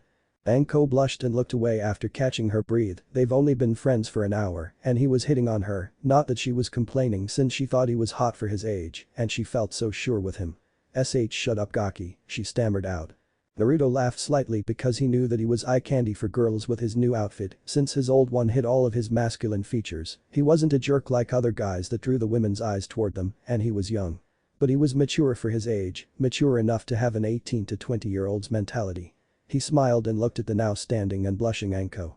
"Hey, Anko-chan, I have to get back with my team, but would you like to catch up and get to know each other as friends, and maybe I can add you to my small list of precious people?" he said. Anko looked happy. She didn't go out with friends much, except for with Kurenai and Yuigao. They were the only two that she trusted, and all the males would ogle her, so she only felt safe with those two, but she felt safe with Naruto also, so she agreed. "Great. Well, see you at 7 o'clock tonight for dinner, okay?" questioned Naruto with his ever-present grin. Anko smirked and told him, "Alright Gaki, see you tonight, don't be late," she finished while licking a kunai and gave him a mischievous grin. Naruto laughed nervously and said, "Haha, yes of course Anko-chan, no worries." He walked up to her and gave her a hug, said goodbye and left. Anko smiled one of her true smiles and thought, if I can live life with him around, I wouldn't mind all the stares and names, as long as he's there with me to help. She shunshined to her favorite dango shop to see both her friends Kurenai and Yuigao sitting there at a table. She plopped down next to them and told them of her day. "Say what?" Naruto, after being out of sight from Anko, used his Hiraishin and teleported to where Sasuke was. He arrived in a flash of yellowish red as his clone dispelled, so Naruto could learn on how hard Sasuke worked on his new schedule. He smiled to his friend and said, "Nice job Sasuke, keep it up, and by the age of 16, you will be Sannin level." He finished with a high five to Sasuke. Sasuke was sweating all over from having an intense workout of taijutsu, ninjutsu, and practice with his Sharingan. It took a lot out of him, but to hear praise from his sensei and best friend he smiled. "Thanks Naruto-sensei, I appreciate the praise, let's go find Sakura to be able to start out daily missions," said Sasuke, receiving a towel to wipe sweat away from his face and forehead from Naruto. Naruto nodded and they both walked to the opposite side to Sakura's training area, which was on the right of the main gate to Area 44. Naruto and Sasuke arrived on the scene of Sakura vigorously doing push-ups while balancing leaves on her forehead. The more she sweat, the denser the leaves material got from soaking up some of the salty liquid, making her have to concentrate more on her chakra and control. Naruto wondered how his clone got her so pumped and learned how once it dispelled. The Naruto clone couldn't get her to budge for the life of it, which regularly isn't long p, or even have her start training, until his clone thought of something that Naruto had to face palm himself for. His clone had made a copy of Sasuke, body and all, with his sexy jutsu, but the change was Sasuke had all his clothes on, until his clone took off the shirt and showed Sakura Sasuke's chest. The clone had said if she worked hard that he would take off his shorts and boxers. This then got a rise out of Sakura, and she worked like she had never before. The clone had not yet shown her, and so it fell upon him to do so. He was not pleased. Sakura, seeing the clone dispel, stopped her workout and headed up to Naruto and Sasuke. "Alright, hold up your end of the bargain," she said, with the faintest hint of blood already coming from her nose. Naruto put up a thinking pose before smiling. This made Sakura wary of what he would say. "Alright, I'll agree, but," said Naruto, pausing to look at Sakura, who was thinking why was there a but. After seeing her questioning glance he continued, "I don't know if you will keep working hard like this after I show you, so I'm gonna make a deal with you." Sakura quickly blurted out a reply, desperately trying to see the figurative image of Sasuke's package. I will." "But wait, what's the deal?" she asked. Naruto smiled and said, "Oh, I will show you what you want, but as collateral so you will keep working. I will tell you something, if you don't work as hard as you did just now, every day, I will use my sexy jutsu to make a copy of you and walk around naked all day through the village. Sound fair?" said Naruto with a smirk. Sakura paled but agreed. Naruto transformed into Sasuke without clothes on this time, showing her his package.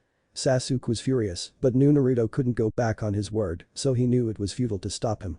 Sakura fell back from a giant torrent of blood that gushed out of her nose and was rushed to the hospital. Due to a large amount of blood loss, they both had to stop for the day because they were not the ones that needed experience from mission, Sakura was. And if she was gone, it was pointless. So Naruto waited till later tonight when he would pick up Anko and have dinner. He smiled, dismissed Sasuke, and went to train a little more before taking a shower and getting dressed in his civilian garb.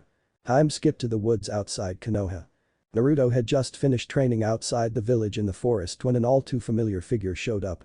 The figure was a man with a giant white mane, red guy-type coat with a fishnet shirt, shinobi pants, and Japanese-style sandals. This figure was Jiraiya of the Sannin, the Toad Sage, author of the Icha Icha series, Super Pervert, and lastly Naruto's godfather sensei. Naruto found his presence annoying sometimes, but he was a strong man and an okay sensei, but he had no respect for women, and he had an obsession with them. Naruto respected the opposite sex, he didn't know why, but he didn't like men who couldn't see them for more than eye candy, fuck toys, or breeding stock. Jiraiya thought of them as eye candy and would make books that degraded them. That was why Naruto always called him Hiro-sensei. Naruto was now face to face with his sensei Jiraiya, and said man was looking at what was on Naruto's back. No one had asked him what it was all day, and this had been the first time he wore it out in public.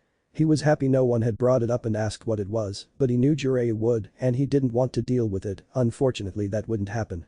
Gaki, is that what I think it is?" Jiraiya said while pointing at Naruto's scroll. The scroll Naruto had was 4 feet long and 8 inches in diameter.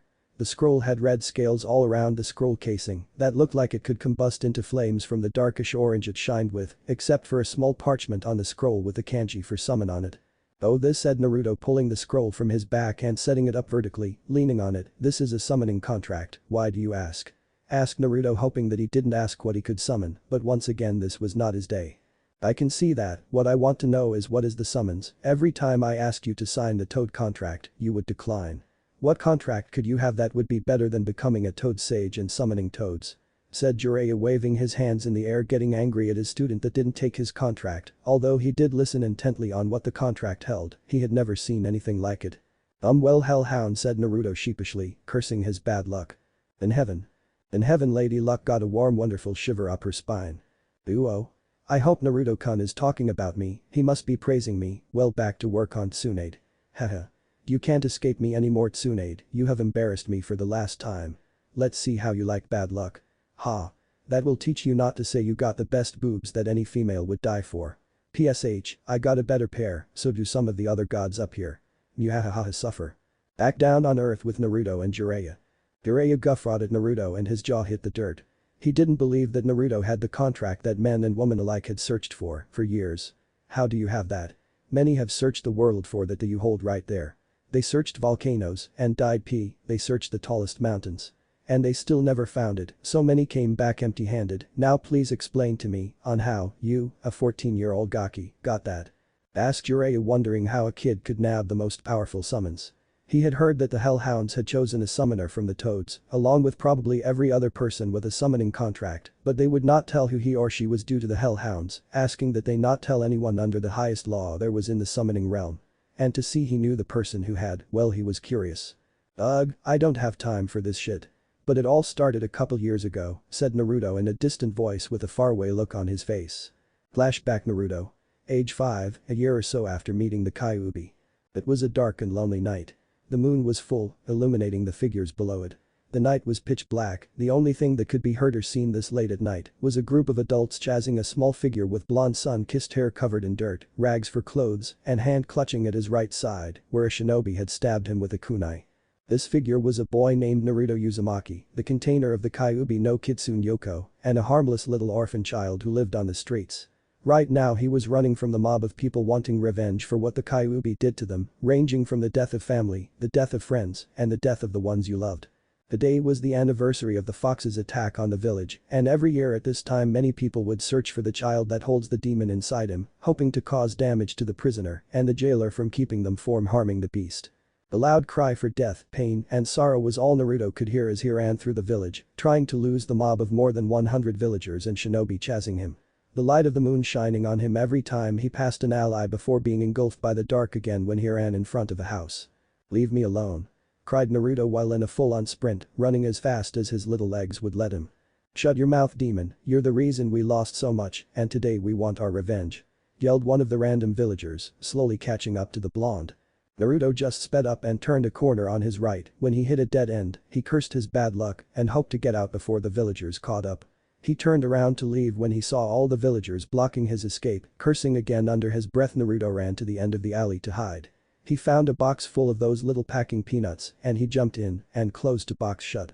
The villagers ran down the alley after him. They looked around until a villager found him in his hiding spot. Everyone was upon the small boy in a matter of seconds. The villagers pulled out many blunt and sharp objects, while the shinobi pulled out kunai, katanas, shuriken, senbon, and one had a fish filleter. That's how it spelled it on Google P. He knew this wasn't good. "Kyuubi-chan, please be ready to heal me, this isn't gonna be fun," thought Naruto. "Alright, but why won't you let me see what's happening?" questioned Kyuubi. "I'm sorry, but I don't want you to see what happens to me," he replied while shutting off their mental and visual link. The villagers were first. They stabbed, slashed, jabbed, punched and kicked at him, all while he let out cries of pain and sadness as tears rolled down his bruising cheeks and partial fat lip. After about 3 minutes of this, a shinobi spoke up and said for them to back up. The villagers complied, but not without one of them doing one last thing. Hearing a cry of excruciating pain from a knife shoved into Naruto's right palm, trapping him to the dirt floor of the alley, said villager smiled and walked back to the mob. The shinobi moved forward toward Naruto. He was already badly beaten up. He had 2 black eyes, cuts on his body from all angles and sizes. He had a dislocated left arm and his right foot was twisted so far a bone popped out of it as he coughs up blood on the dirt. Mud and dirt covering up his bloody areas, getting them infected. He wasn't about to start having Kyuubi heal him to just have the villagers make him receive even more pain. The shinobi waited for some sort of invisible signal while listening to the boy cry and sob, tears running down his face onto the floor of the alley, coughing badly. One of the male shinobi, around 16, decided the wait was long enough and lunged forward, kunai in hand, and stabbed Naruto's right arm. A loud blood-curdling cry could be heard throughout Konoha, sending shivers down everyone's spines. Sarutobi was unaware due to one of the ninja putting a silencing seal in his office when they left so he couldn't hear outside the office. The shinobi who lunged forward was supposedly the signal for the others and they started their onslaught. Cries and yells for them to stop echoed throughout the village, pleading for it to end. One shinobi was biding his time, waiting for his turn. When his turn came, he took the fish filleter and stalked toward the bloody mass that was Naruto. "No. Leave me alone, I didn't do anything, isn't living this sort of life enough for you?" cried Naruto with many jagged weapons lodged into his frame, blood soaking the floor and his clothes. The shinobi just smirked. "Well, this is for my family that you caused me to lose, so it's only understandable," said the man, now starting to peel flesh off of Naruto's sides, arms and legs, all while Naruto cried and cried, groaning and yelling for it to all go away. After 5 minutes of filleting the young boy, the shinobi got up and smiled at his work. Which was Naruto with his bloody flesh peeled away, looking like a potato that was peeled, but the outer skin was never pulled away, sort of looking like one of those car washing things, with large amounts of rubber strips connecting to a pole. Seeing his and the others' job was done, they turned to leave when they stopped dead in their tracks. Standing in front of them was the second scariest thing they have ever seen. Standing in front of them was a big 6-foot-tall, 10-feet-long animal. This animal was a 6-foot-tall, about 10 feet long dojish animal. It was on all fours, growling menacingly, flashing its pointy 7-inch-long teeth. But that was not what scared them. What did was its appearance. The dog's fur was the color of blood mixed in with many black highlights. Its paws had 4 long dagger-like claws. The animal's tail was on fire at the tip along with its ears. The creature's eyes were a dark yellow that had a crimson slit pupil. Its paws also had fire blazing behind its arms and legs. Like a Pinata from Pokemon. You guys know, right? And to top it off, the fucking thing had obsidian black velvety wings that were spread out at about 5 foot long, 3 feet wide each, adding to the menacing look. "I have come for the boy," said the creature, scaring the civilians at that it could talk, not really scaring the shinobi, since they have seen talking animal summons, so it could sort of make sense that this thing could talk. But once they realized it came for the demon, they made a path for it to walk though. "He's all yours, we're done with him for today," said the man that filleted Naruto with a smirk. The creature ignored the man and walked up to Naruto, checking over his status and condition with its gaze. It nuzzled its nose on Naruto's forehead, which made the bystanders watching wonder what it was doing. Once the creature's nose touched Naruto's forehead, all his wounds healed 4 times faster than with Kyuubi's was healing already. In less than a minute he was good as new, no bruises, broken bones, concussions, scars, or sprained ankles and wrists. The next thing after Naruto healed was a tattoo of a black hazy blotch appeared on his back, only showing dark yellow menacing eyes with slit black pupils, and from the blotch, it showed 9 obsidian black tails that poked out of the big blotch. The blotchy tattoo was around 7 inches in height and 4 inches in width. It was located directly in the center of his back along his spine. After it showed up, it all of a sudden had a menacing smile that had 2 big fangs that looked like they dripped blood. P.S. This thing is not alive, it's just a tattoo. Kyuubi's influence in Naruto's soul made the menacing grin appear. You will know why later. No one could see it due to his back facing away from them all. The villagers did not like that whatever it was had healed the boy and started to move forward until the creature spoke again, halting them in their pursuit. This boy has been chosen for our summoning contract, back off now. Bellowed the demon dog, making everyone shiver. Even a now conscious Naruto shivered also, who didn't know what a summoning contract was. Naruto may be smart, but not yet, he's only 5 for Pete's sake. Kyuubi only talks to him like they're best friends, not about random shinobi stuff. I don't think so, I don't know what or who you are, and if you protect the demon then you will be annihilated. Said a random shinobi. The demon dog did not take the well and lopped off the man's head with its claws before anyone could say anything. The villagers and shinobi freaked, so they charged at it in the hopes to kill it with numbers. The demon dog just looked annoyed, well as annoyed as it could look for being a demon-type dog, and killed them all in less than 5 seconds. To Naruto, watching this was pretty weird, but somehow even while watching the animal decimate the people, he felt safe. Remember Kyuubi? Naruto opened up a mind link. Hey, Kyuubi-chan, you there? Thought Naruto. Yes Naruto-kun, how did it go? Asked Kyuubi in a sympathetic and sad voice. Oh, it went terrible at first, they beat me, then stabbed me, and finally they dispersed and the only guy left filleted my skin like a fish, thought Naruto. Kyuubi was crushed and also furious. She hated not being there for him and could only try to heal him, also angry that the villagers could harm a little child. And then this dojish demon thing showed up and healed me right now. He or she is ripping through them like you would ate one man's arm. Thought Naruto while hearing a cry of pain from said man until it was cut short with a gurgle due to a claw sticking through the man's throat and caught up blood, falling over dead. I wonder, thought Kyuubi as she slowly realized something. The animal had marked him with a seal for a type of ancient summoning contract. Interesting. What's interesting, Kyu-chan? Thought Naruto watching as the animal slowly took one of many dead people and it lit ablaze. Then out of nowhere, all the bodies blew aflame and disappeared nowhere to be found. Oh, well that hellhound marked you with an ancient seal for a summoning contract, said Kyuubi to Naruto. Oh, what's that? Asked Naruto. Kyuubi just chuckled and said, well, you will be able to summon its kind to help you in battle, and if you have the hellhound contract you have been chosen by them. Very interesting indeed. Naruto smiled and said thanks for the help in him understanding this and cut the link for now. Naruto, now paying attention to the real world, stumbled back.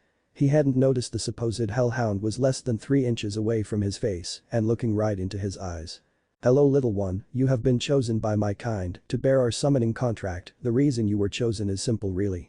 The person in this plane of existence with the most pain, sorrow, sadness and loneliness that is still sane and pure may receive our contract. That person is you. We have been watching you for a long time and today it was time you knew that you have been chosen for our summoning contract. Upon arrival, when we meet our new summoner, we must take them to Makai Hell and teach them about us and in our ways to fight. We will teach you our normal shinobi stuff, demon jutsu, how to fight with my kind by your side, and lastly you will learn the Hell Sage arts. Where we are going you will not age because time there does not affect you. You will be taught therefore until you master all that I have said and will return back in a few days. In a way this is like the illusion Tsukiyomi, except that a year in Makai is only 6 hours here. Now come, hell awaits. Said the large hellhound, a portal opening up behind it. The portal was pitch black, with fire around the edge, and from inside could be heard many yells of pain and cries and wails for it to end. Naruto hesitated, but Kyuubi reassuringly told him it was okay.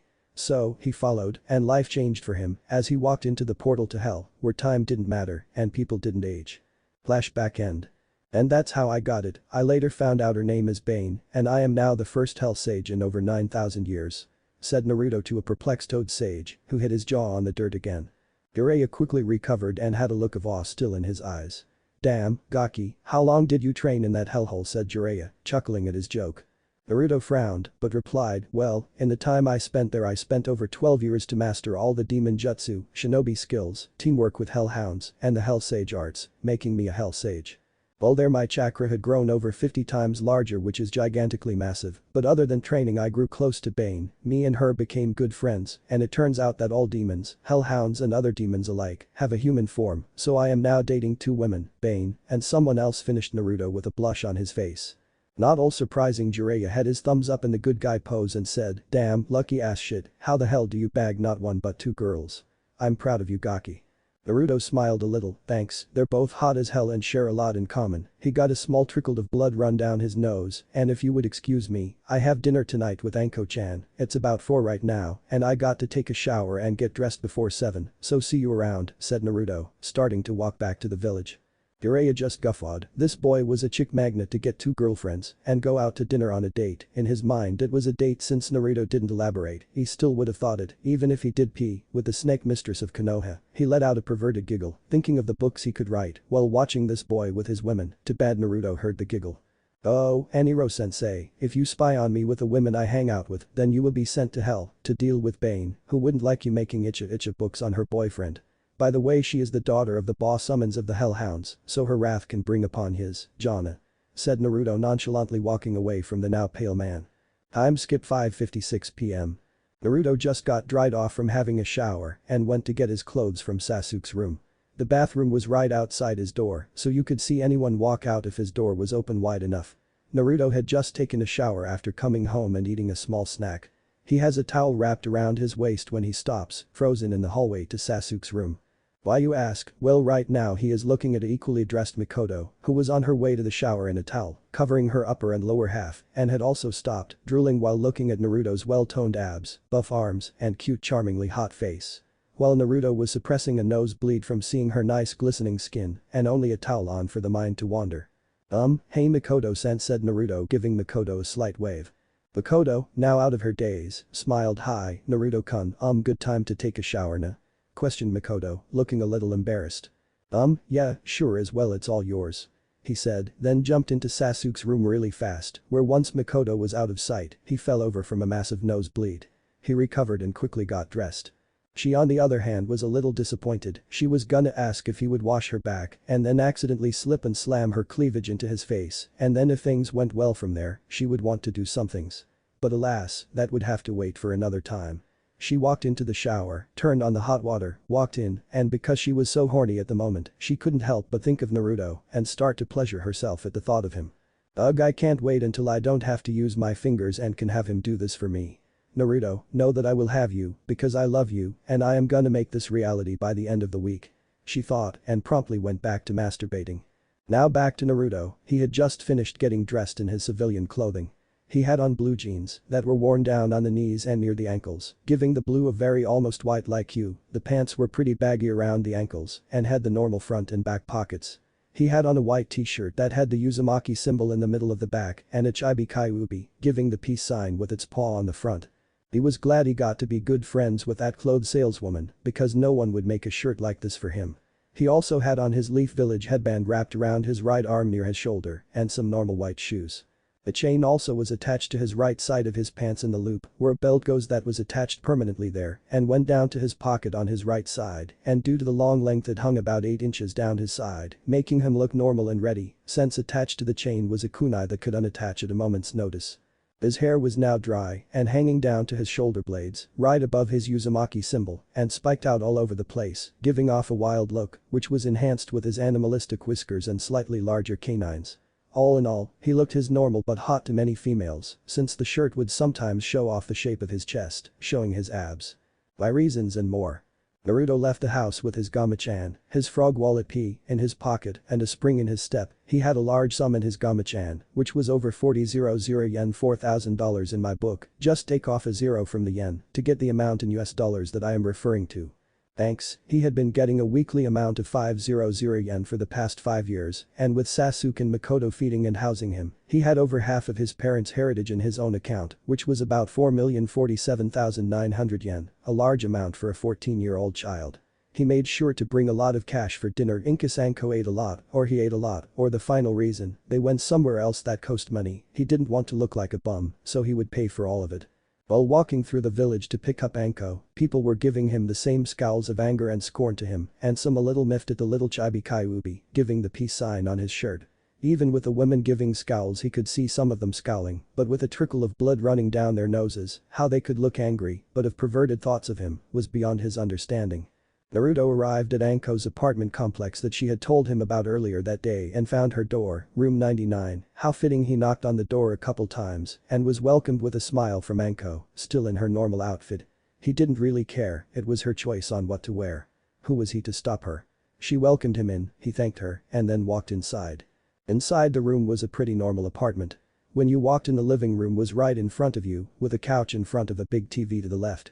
On the right of the living room was a kitchen, the normal stove, microwave, and table with chairs next to the sink were the only things sticking out to him.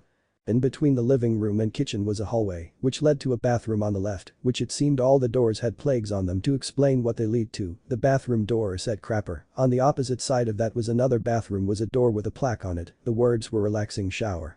Down the hall to the end was another door, it was Anko's bedroom, the plaque on it made Naruto blush slightly, it said love-making chamber. Naruto had been sitting on the couch while looking around at his new friend's home, and while he sat, Anko made some tea for both of them before they went off. "Here," said Anko, handing him a cup of tea. "Thanks Anko-chan, so where would you like to go for dinner? Money is no problem, and I want you to be comfortable," said Naruto, giving her a smile. Anko just nodded with a smile, but on the inside was happy he cares.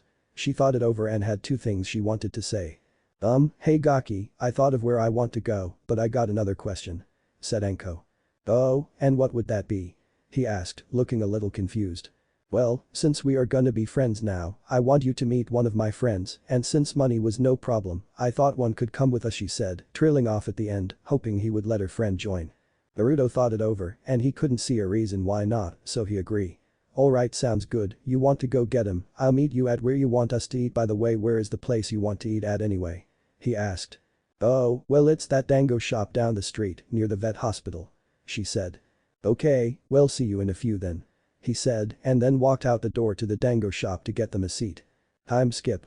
A while later Naruto arrived at the dango shop a while ago and chose a table in the far right corner in the back for him, Anko, and her friend to sit at. He had been waiting for Anko and her friend for about 15 minutes when he spotted her with another woman who looked down and depressed. He waved to them and Anko led the way to their table. "Hey Gaki, this is my friend, Kurenai.